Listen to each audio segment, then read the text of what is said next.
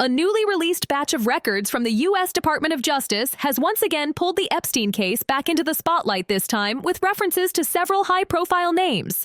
Among them, Jay-Z, Pusha T, and disgraced former producer Harvey Weinstein. The documents are part of a massive disclosure ordered under the Epstein Files Transparency Act. In total, the DOJ released roughly 3 million pages, along with thousands of videos and images tied to tips and materials submitted during the federal investigation into Jeffrey Epstein.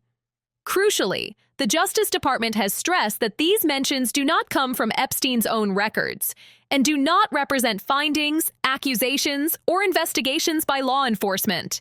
Instead, the names appear inside an FBI crisis intake, reported tips submitted by a member of the public and archived during the investigation.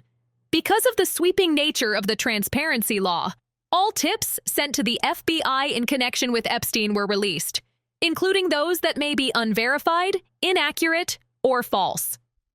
According to the intake report, an anonymous individual claiming to be a victim alleged she had been drugged and abused over several years.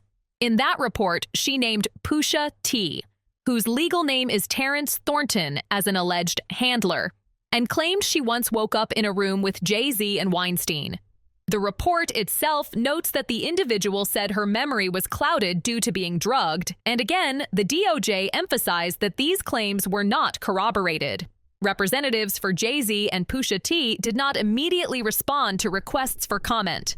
The files also reference other public figures in non-accusatory contexts. Filmmaker Mira Nair is mentioned in an email from a publicist noting her presence at a 2009 after-party with no implication of wrongdoing.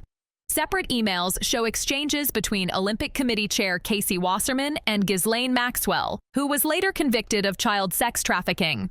Wasserman has stated the interactions occurred more than 2 decades ago and denied any relationship with Epstein. The Justice Department's position remains clear. Being named in these files does not equal guilt, investigation, or verification. What this release represents is transparency, not conclusions. And as more documents continue to surface, officials say context remains essential.